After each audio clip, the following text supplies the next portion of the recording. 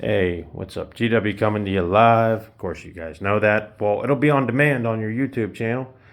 Hey, I want to thank everybody for everybody who watched my videos, because I was looking at my YouTube channel. You guys, my videos. Okay, I know they're not the greatest thing the internet's ever seen, but we have 11,777 views, and I think that's pretty awesome, considering that I joined this place on May 18th and I've been kicking it ever since because of you guys. And I just wanted to say that to me is a very big accomplishment. And I know it don't matter in like the real big scheme of things, but sometimes things like that really make your day. So I just wanted to say thank you to everybody who has ever watched my videos. So I'm going to give you guys a little bit of an update because I've been I've been MIA for a little while. So, first of all, we did not see the ball drop on New Year's. In fact, we were in bed by like 10:30, and just it was pretty uneventful. For Christmas, I did get Oppenheimer. I haven't had a chance to watch it. I've been really busy. I've been putting a lot of work in at work. You know, me and my man Mitch, we're like the carpet cleaning, champions, Um, but every year, you guys, you always make those New Year's resolutions, right? And you say, I'm going to do this better. I'm going to do that better.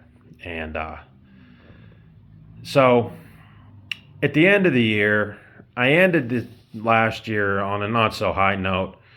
I let situations in my personal life sort of drag me down, and people at work knew enough to step in and say, hey, Greg, you're not yourself. And I need a little guidance. And I didn't even know what was going on because to me, business was usual. And some of you may have seen it, some of you haven't. The last video I cut, I kind of took off YouTube because I was very, very upset. I come home one day and I put on YouTube probably one of the most arrogant pieces of video I've ever done.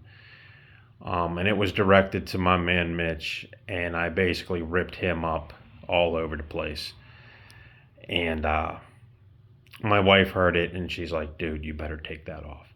So I don't know how many people saw that, but that's why I agreed to take it off, because it was in my better judgment not to start a conflict with him when he was trying to help. So that's why that was taken down, and I just figured I'd owe you guys an explanation for that in case you did see that. Um, so what have I been doing? I've been watching a lot of TV, a lot of movies actually. Going back to the old movies like the Money Pit, or some of these other movies. Oh, before I continue, I want to give a big shout out to my man Josh Klaus. Now, Josh, I have mentioned him several times, and to give you guys a better understanding, because I think it's long overdue that I address this, because Josh is one of my main guys. We just don't hang out, but he has been in my life on and off for X number of years. And I just want to explain this and tell you guys what kind of cool cat Josh is. So years and years ago, I went to the Butler area Votech, and I did computer class, and I met him there. And it wasn't like, hey bro, what's up? How you doing? You want to hang out? It was nothing like that. So I'm going to tell you exactly what happened. So back in the days, I loved Two Live Crew. I loved rap, right? I loved gangster rap, as a matter of fact. And I thought that was the shit, right? Because I thought there was no other form of music that could touch it. And then I met Josh. So one day we're sitting in a room in computer class, and I'm listening to the Dog Pound. They had that album Dog Food. It's good stuff. And on that CD was a song called Let's Play House. Now I remember this really vividly. Um, so what happened was I was blasting it, and Josh come over. Josh didn't really talk to nobody. Josh was pretty quiet, kept to himself. And he said, hey, he said, there's better stuff out there than that. So I had an attitude with him, right? And I was like, yeah, okay. He's like, I'll make you a tape. I said, okay. So he made me a tape, and he put on all kinds of stuff I had never heard before, like Nine Inch Nails, Hole, Garbage, all these like alternative type bands. Rancid, I think he put on there. And Josh was heavy into this stuff, right? So I took the tape home, and I remember that. I remember it was a Friday, and I just set it by the stereo, and I'm like, yeah, it ain't no way. And then I popped it in. And I started listening to Nine Inch Nails and Marilyn Manson, and I got hooked. And before I knew it, I was listening to this tape more and more. And then I stopped listening to 106.7 on the radio station, which was the rap channel, right? And I started listening to 105.9. I went back and I said, hey, Josh, I said, this is awesome. Because I had never heard nothing like this. And Josh kept giving me more recommendations. And the next thing you know, I'm at FYE, which I mentioned in my last video, and I'm buying Nine Inch Nails, Pretty Hate Machine. And I'm buying Marilyn Manson, Smells Like Children. And I'm leaning away from gangster rap. And I'm getting heavy into this. So heavy that at the peak of me getting into all this, Nine Inch Nails released a VHS called Closure. And Josh was hyping about it. He's like, dude, you got to get this, man. You got to get it. So I said, okay. So I remember getting a copy. I had my copy reserved, And that was the first time that I had seen Nine Inch Nails play live. Well, not live, but live footage on the thing, because they had two VHSs. One was videos, one was live footage. The Marilyn Manson video came out shortly after that. And I watched everything. I remember getting a case of beer, and I remember going home, and I doubled the VHSs because I didn't want to mess with my original. And I'm watching Trent. And then I watched the videos, and I'm telling you what, these videos that were on that thing, they were unedited, they were raw, some of them were X-rated. But you know what? It made me a fan. Not a fan like him. He's a super fan. Me, I just was like, dude, this is awesome. So I memorized every word. And I could remember on my notebook in school, scribbling lyrics to Nine Inch Nails. Somewhere in this house I have that old school notebook where it went from like 2 Live Crew lyrics to like 9 Inch Nail lyrics from different songs all put together, and I used to write that, and it's all because of Josh. So fast forward, I don't know, 10 years maybe. So I get my job where I work now, and Josh was working there as a data entry clerk, I believe. I don't know.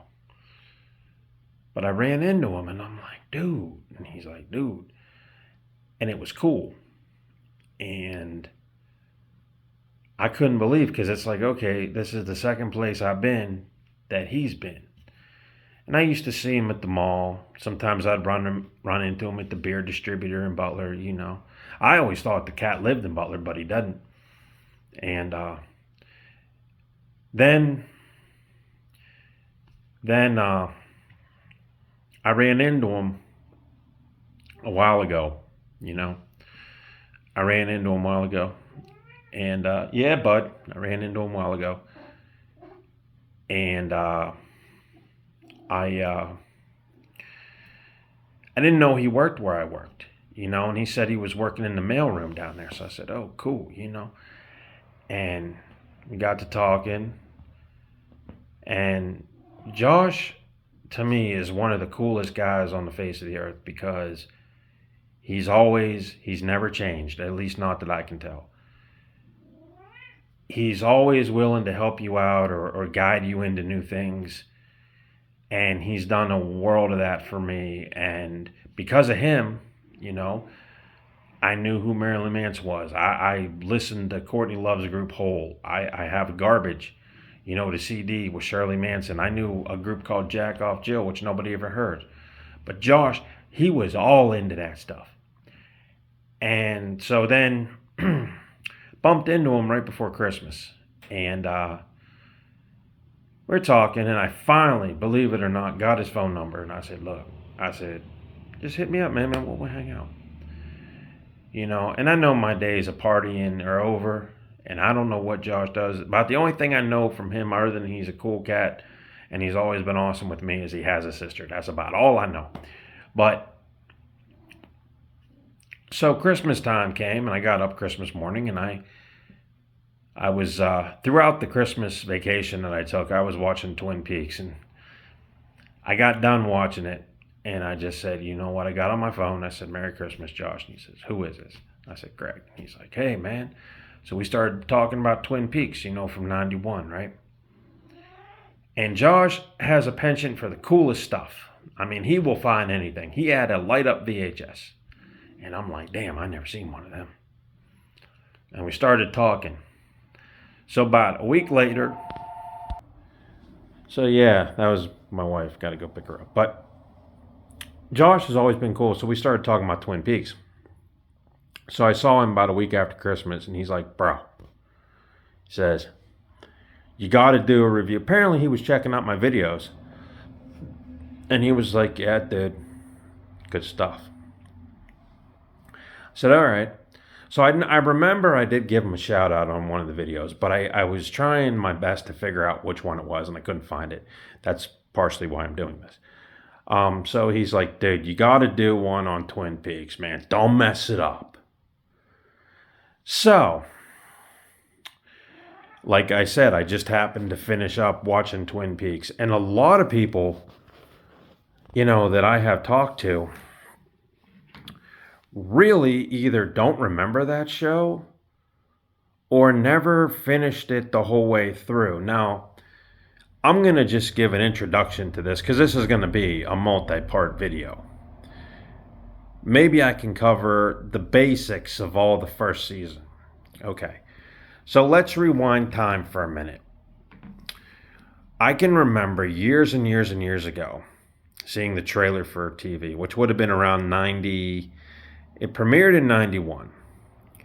So I remember the trailer, and it showed a nice small town, and it says, I can't even find this trailer on YouTube or anywhere, but it said, the voiceover was, nothing ever happens in this small town until now. And then they show a lake, right? And then they show a body wrapped in plastic floating around the lake. And I can remember that preview vividly, and it scared the hell out of me because it was just so in your face. So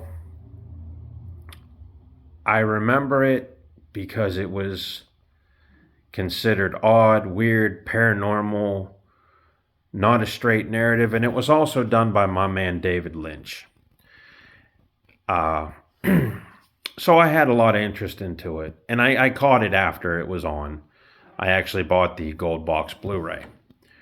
So I watched the whole thing, and basically the core of the story is that a girl named Laura Palmer is murdered. So they bring in Special Agent Dale Cooper from the FBI, played by Kyle MacLachlan. Now, right here, I'm going to stop and say that Kyle MacLachlan has probably appeared on more David Lynch films than Jack Nance, who is a David Lynch regular. Maybe about the same, but Kyle MacLachlan is always David Lynch's go-to cat. So the first episode, which is called The Pilot, there was two versions of this because creator David Lynch and Mark Frost didn't know if this would be picked up as a series or as a standalone movie. So they sort of put the ending in the international version of it. Thus, in case that it didn't get picked up, the story would be solved. Now, first of all, the original name for the show was not Twin Peaks. It was going to be called Northwest Passage. It doesn't have the same ring, does it, guys? No. So it was basically a combo of a crime thriller wrapped in a soap opera, wrapped in a mystery, wrapped in things that didn't make sense, like Enigma. Now, the first thing I'm going to tell you about this show is that one of the first real important facts is that David Lynch and Mark Frost never ever intended to tell you who killed Laura Palmer, which would have kept viewers on the edge of their seat, but probably would have driven away droves of viewers. The second thing is the more you watch it, the more you get entrenched with these characters. Each character in this small town could have done it, and if you're familiar with David Lynch's work, there are flashes of his signature, filmmaking. You see the characters progress over 2 seasons, and it does seem like a lifetime if you're not into it. The other thing is that the more you watch it, the more you make your mind wonder who really did kill Laura Palmer. The other thing is, the more you watch it for one answer, you're going to get thrown into several plot lines that then end up happening. Give you an example. Agent Cooper is investigating Laura Palmer's murder. He gets so close and bam, somebody shoots him. That's about right in line with your straight thinking of Twin Peaks, because as soon as they come close to solving something, there's a setback, another story happens, and another mini story happens, and another mini story happens. And David Lynch has went on record and said that basically things get filmed not in order, but the way they pop into his head. So when you watch this, don't look for a straight whodunit sort of CSI deal, because it's not going to happen.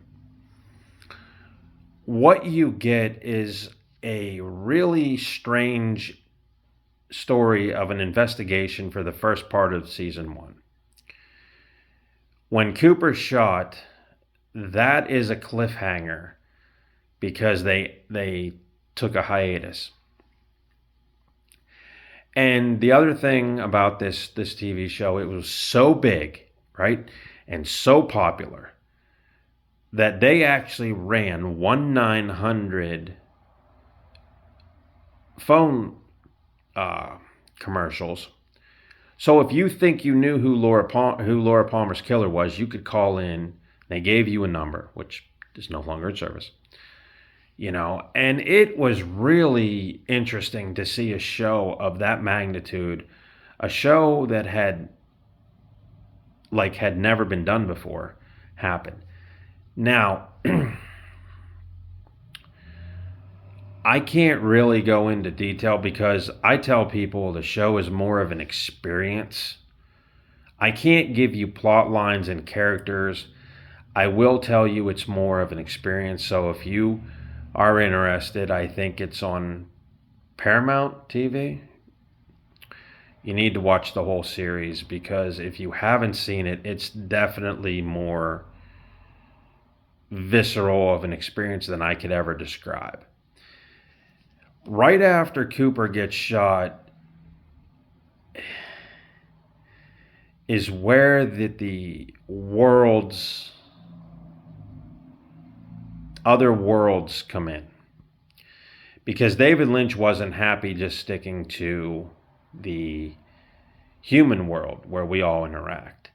He pulls things out of spirit world, ghost world, other dimensions, but it's not done in a cheesy or corny manner. There is a place, and you will learn about it very, very quickly at the first half of season 1, called the Red Room. And the Red Room is, to me, what I would consider purgatory. In classic David Lynch filmmaking, everybody in the Red Room talks really slow, really off skewered, if you will. But it's in the Red Room that Agent Cooper picks up some of the clues.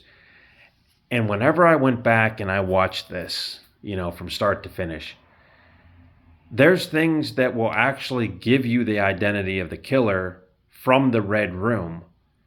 But if you're not smart enough to pick up on it, or you're lost in all of David Lynch's weird mind trip stuff, you're not going to pick it up. So I suggest whenever those sequences come up, pay attention to not only the dialogue, but what is being said. So there's all kinds of it. And the one thing that I really, really liked about the show is that it was modern day, small town, coffee drinking, rural, rustic, sort of small town. But as soon as you went deeper down toward the dirt, there was all kinds of things. In fact, we are a preview to a killer named Bob. Now, if you don't know Bob, I don't want to give away the big surprise, but let's just say Bob's not human. There is a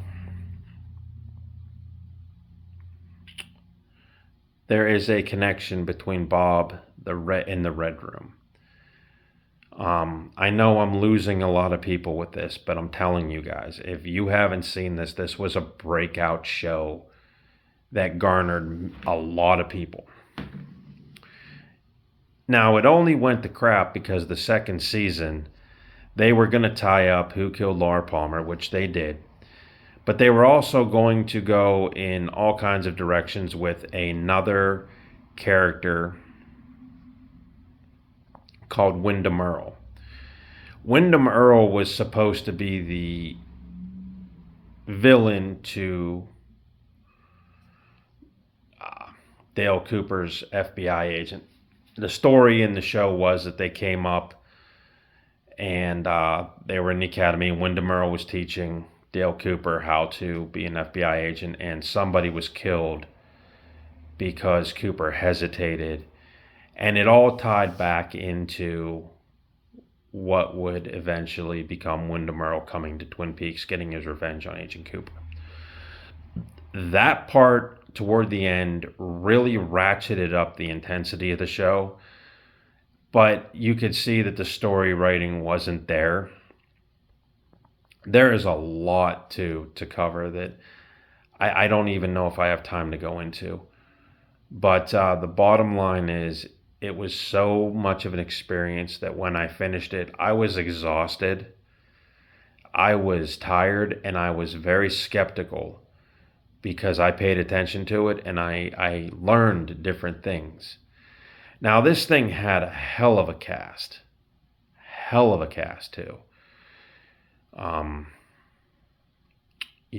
Basically, I don't want to, act like Kyle MacLachlan's the only one in the show, but it was Kyle MacLachlan and Ray Wise. Ray Wise, I want to make a point about. He was an underrated actor from the early 90s. He played one of his famous roles was Dr. Alec Holland on Swamp Thing, directed by Wes Craven from 81 maybe. And I thought he was amazing in that. But here he plays Leland Palmer. Leland Palmer is the father of Laura Palmer. And he's a businessman. And right off the bat, he's one of these cats that, basically will do anything to get where he needs to be. He has some evil motives up his sleeve, but I think the character of Leland Palmer, I think he's afraid throughout the show. He's afraid to really go full crazy because of the company he keeps. and Sherilyn Fenn. Sherilyn Fenn, you guys, was plays two roles: Laura Palmer and Laura's cousin, identical cousin. So, but she is amazing. She was also cast in the prequel film, which I suggest you check out before you watch Twin Peaks, called Twin Peaks Fire Walk with Me. A lot of mistakes that people do when they get into this show is they watch the series, then jump to the movie, then jump back to Twin Peaks: The Return, which you can't do. I would say watch the prequel film. But the only thing about that film is it actually shows you who and how Laura Palmer got killed. Sherilyn Fenn did an amazing job. The film is also done by David Lynch as well. Now, that film, I know I'm giving you a lot, so I'm going to do this in two parts. That film, believe it or not, had about 3.5 hours of deleted film, or deleted scenes cut out of it. Now, I had bought the Blu-ray set some years back. In that Blu-ray set, you get Twin Peaks Fire Walk with Me, but you also get all of the cutting room floor stuff, which, if you put it all together, makes it a whole nother movie. And there is so much, guys, there's so much stuff that was cut. It's unbelievable. But I'm going to leave you with that, and the next time we will do a further deep dive into Twin Peaks, and I'll get you all the cast members, get you caught up on the characters, and do whatever. But it was amazing. It was amazing time in TV when this all collaborated. And prior to watching the Twin Peaks from David Lynch for the very first time, my only other film that I watched other than Dune, which I saw in the theater that David Lynch did, I thought it was pretty cool, but then again, I was like 5 or 6. Kyle MacLachlan was in that. Was a film called, 2 films actually, Lost Highway and Wild at Heart. Wild at Heart stars Nicolas Cage and Laura Dern, and that was my first foray into David Lynch territory. I had seen it or read about it, and I wanted to get it, so I got my local video store, Primetime Video, to get me a copy. And that is, to me, one of the most normal Lynch movies.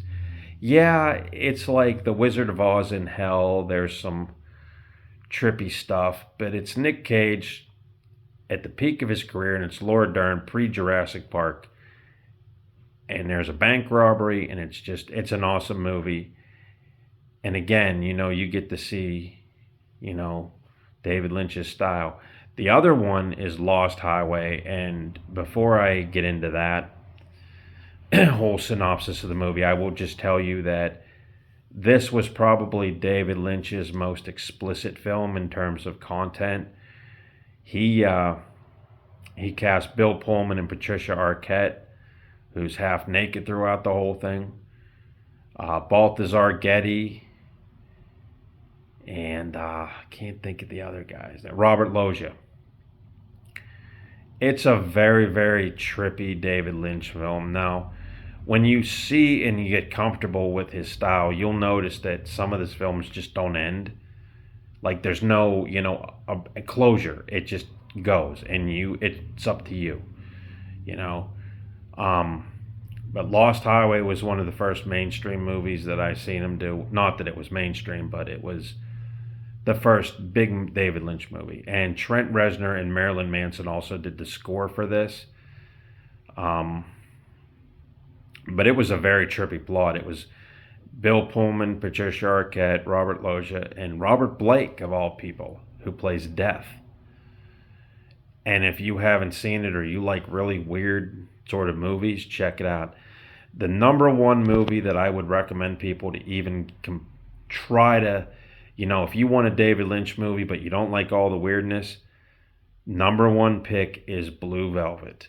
Blue Velvet, Kyle MacLachlan, right out of high school, and believe it or not, playing one of the most scariest villains on the face of cinema is Dennis Hopper. And it all starts with Kyle MacLachlan's character finding a severed ear in the park. And this is another one, like you'll notice themes in David Lynch's work. Blues singers or singers, smoky rooms.